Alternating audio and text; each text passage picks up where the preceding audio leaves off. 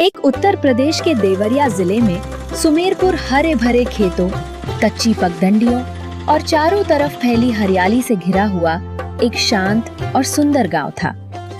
गांव के लोग सीधे सादे और मेहनती थे। सुबह होते ही खेतों में किसानों की आवाजें और चिड़ियों की चहचहाट सुनाई देने लगती थी।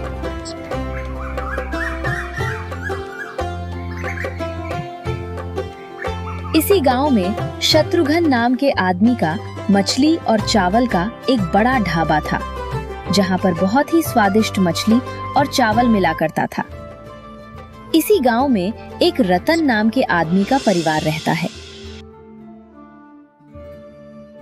सुनो जी, मकान मालिक 2 दिन से किराए के लिए चक्कर काट रहा है। राशन वाले की भी उधारी चढ़ी हुई है।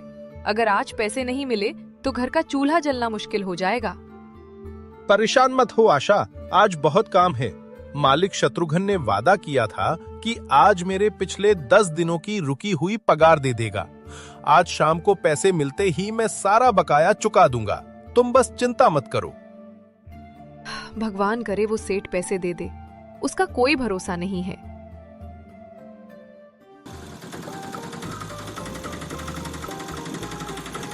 ढाबे पर चूल्हा जल रहा है।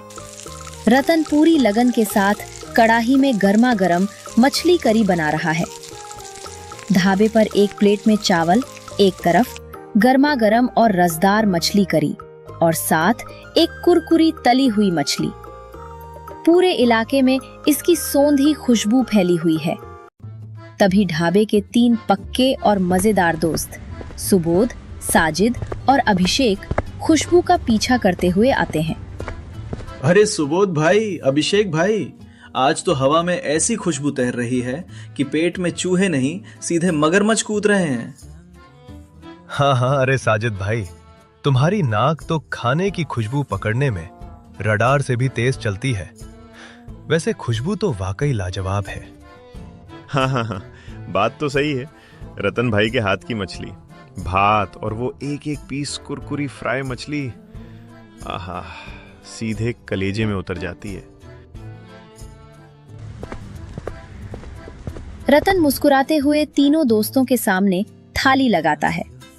गरम गरम चावल, गाढ़ी तरी वाली फिश करी और साथ में सोने जैसी चमकीली कुरकुरी फ्राई की हुई मछली।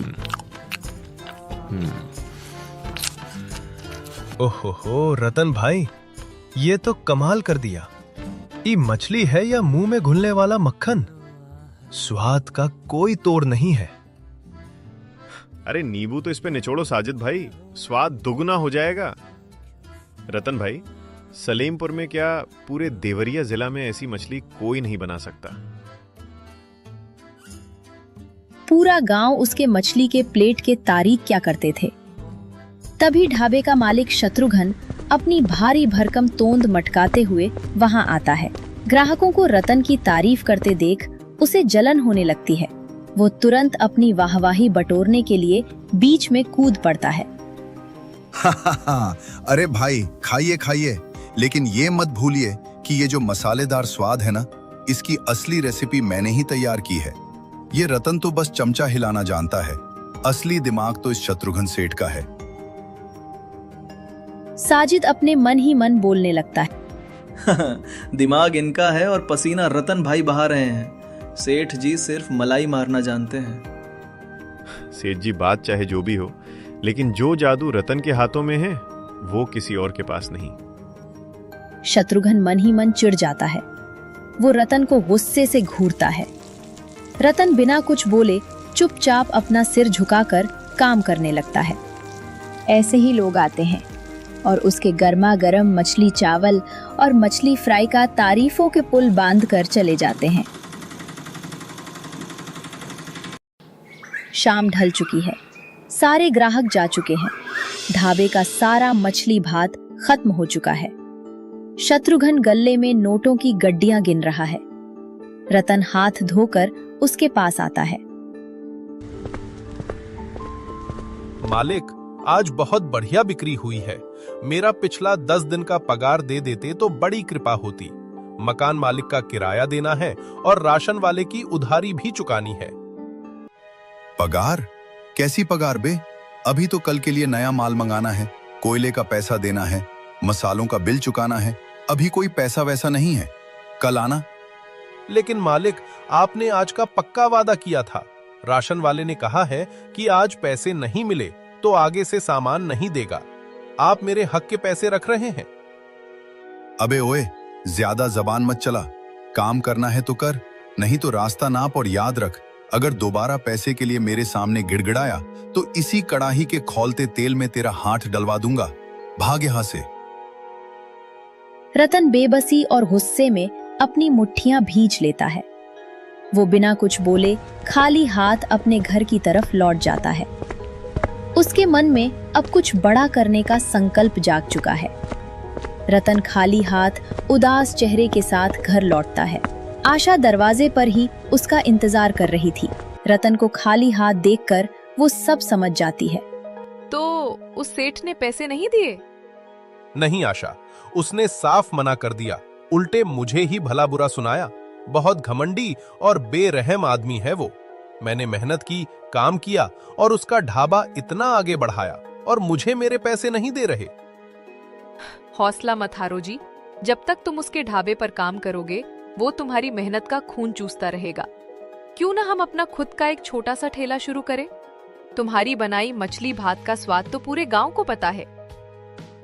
मैं भी यही सोचता हूँ आशा, लेकिन ठेला खरीदने, नया बर्तन और ताजा मसाला लाने के लिए हमारे पास 1 रुपया भी तो नहीं है। दोनों पति पत्नी चिंतित होकर बैठ जाते हैं।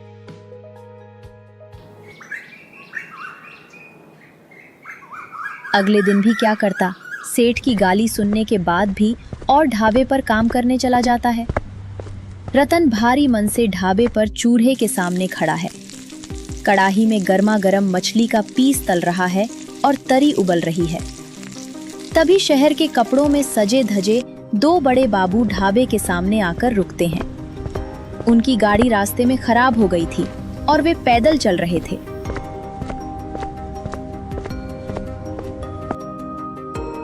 अरे भाई, क्या गजब की खुशबू आ रही है। हाँ, बहुत देर से भूख लग रही है, चलो कुछ खाकर देखते हैं। बाबूजी, ये देवरिया का मशहूर मछली भात है, साथ में गर्मा गर्म कुरकुरी तली हुई मछली। बैठिए हुजूर, थकान मिट जाएगी। दोनों बाबू टेबल पर बैठ जाते हैं।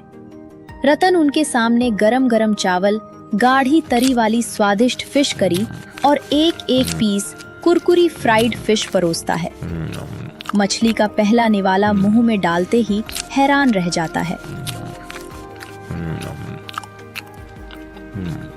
अरे भाई साहब, क्या स्वाद है! तरी का मसाला और इस तली हुई मछली का कुरकुरापन, लाजवाब।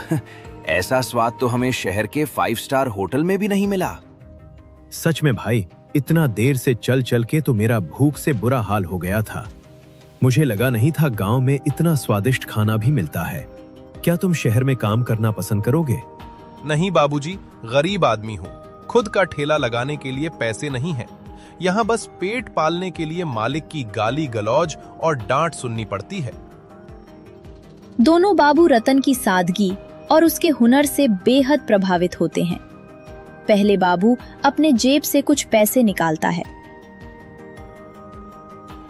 ये लो 200 रुपए, ये तुम्हारे मालिक को दे देना खाने के पैसे।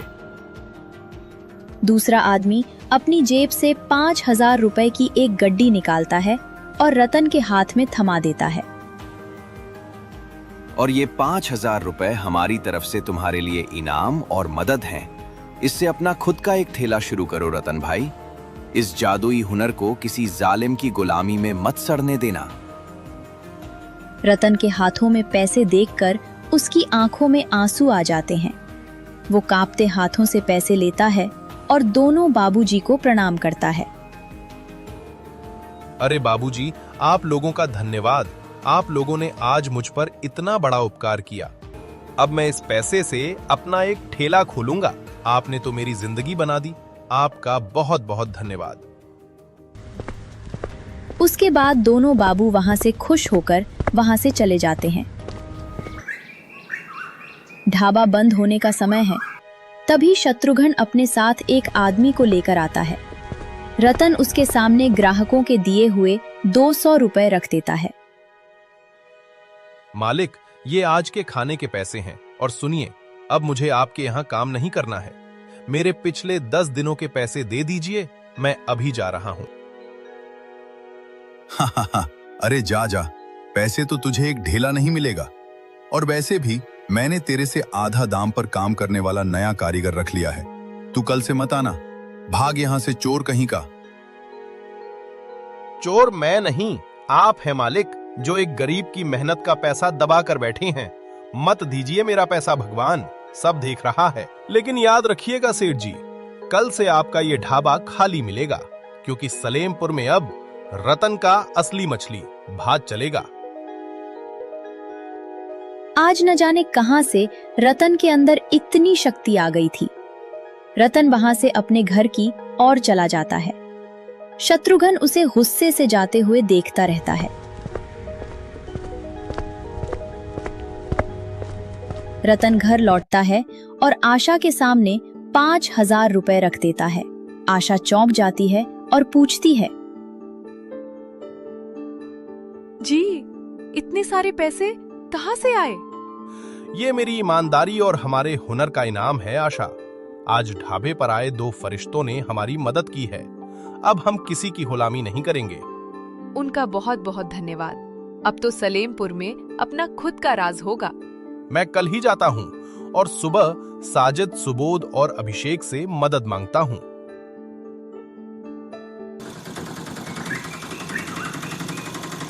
रतन अगले ही दिन जाकर उन तीनों लोगों से मिलता है और अपना सारा बात बताता है। अरे रतन भाई, अब देरी मत करो, हम सब मिलकर बाजार चलते हैं। आपके लिए एक मजबूत लकड़ी का ठेला, नया चूल्हा, ताजी कलाही और देवरिया के सबसे बेहतरीन मसाले खरीदेंगे। बिल्कुल, और कल शाम से ही गांव के नुक्कड़ पर हमारा ठेला सजेगा।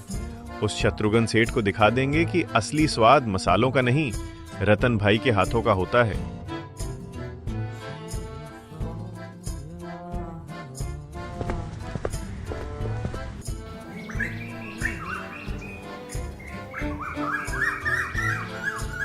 गांव के चौराहे पर रतन का ठेला सज चुका है। कोयले की आंच धधक रही है। रतन ताजी कड़ाही में गर्मा गर्म मछली बन रहा है। बगल में तले हुए कुरकुरे मछली और चावल रखे हुए हैं। खुशबू हवा के झोंकों के साथ पूरे गांव में फैल जाती है। रतन ने अपनी थाली का दाम रखा है सिर्फ 30 रुपए, जिसमें भरपूर भात, चावल, मसालेदार फिश करी और साथ में एक बेहतरीन कुरकुरी फ्राई मछली मिल रही है। तभी गांव के लोग खुशबू सूंघकर खींचे चले आते हैं। सुबोध, साजिद और अभिषेक सबसे पहले थाली सजाकर बैठ जाते हैं।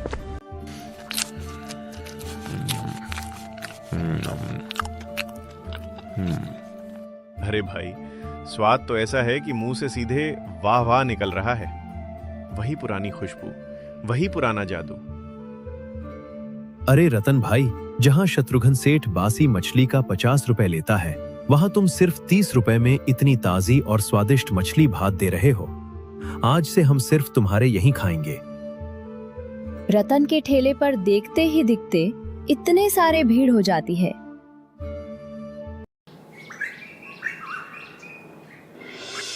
कुछ ही देर में उसके सारे खाना खत्म हो जाते हैं और खुशी खुशी अपने घर चला जाता है। देखो जी, आज कितनी अच्छी कमाई हुई है। इतने सारे पैसे हैं। ये सब तो सुबोध, अभिषेक और साजिद की वजह से ही हो पाया है। अगले दिन सुबह सुबह फिर अपना ठेला खोल लिया था। खुशबू सब तरफ फैला था। उनके पुराने ग्राहकों को पता चल चुका था। भैया, आप तो अपना ही दुकान लगा लिए। कल मैं शत्रुघ्न के बिल्कुल खाने में स्वाद नहीं था। मैं धन्यवाद भैया। अब आप अपने सारे दोस्तों को बता देना कि रतन भाई का अपना दुकान खोल चुके हैं। ग्राहक आते, बड़े मजे से वहां पर खाते और रतन उनसे बहुत अच्छे से बात करता था। शत्रुघ्न के ढाबे पर पूरी तरह सन्नाटा पसरा हुआ है। उसका नया सस्ते दाम वाला कारीगर पसीने से लथपथ खड़ा है।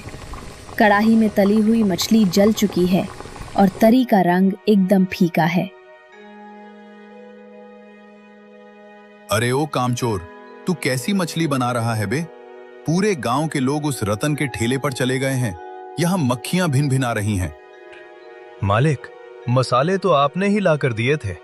रतन भाई जैसा स्वाद मेरे हाथों में कहाँ। कोई भी ग्राहक ढाबे पर नहीं है।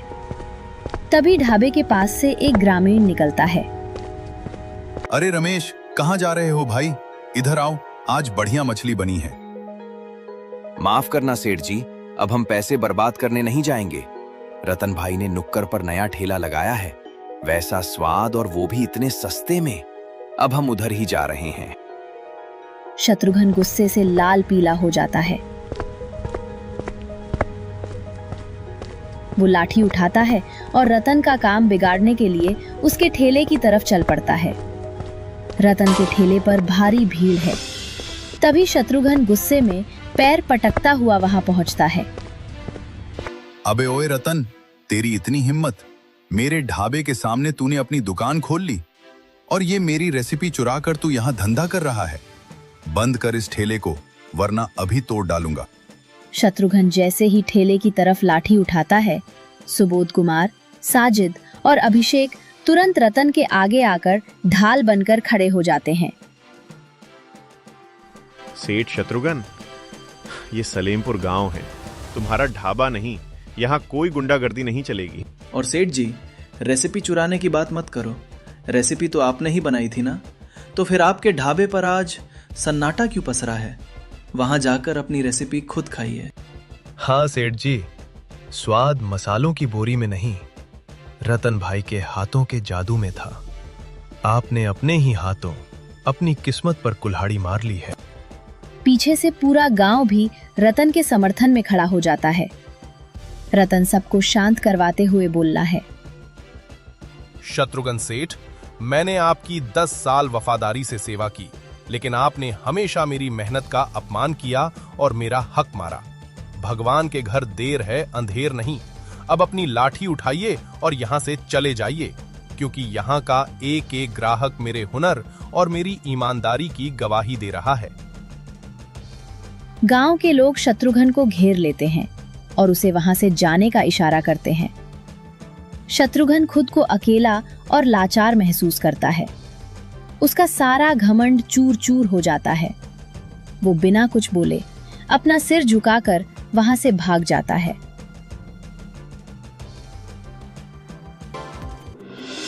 आज ये मेरे इन भाइयों के प्यार और हमारे हुनर की जीत है। अब सलेमपुर में कभी कोई गरीब भूखा नहीं सोएगा।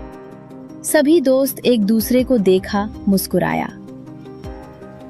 हमारे अगले वीडियो में बहुत सारे लोगों ने कमेंट किया था, जिसके कारण हम ना एक छोटा सा वीडियो बनाया और उनमें से कुछ लोगों का ही नाम इस्तेमाल कर पाए और बाकी लोगों के कुछ स्क्रीनशॉट यहाँ पर।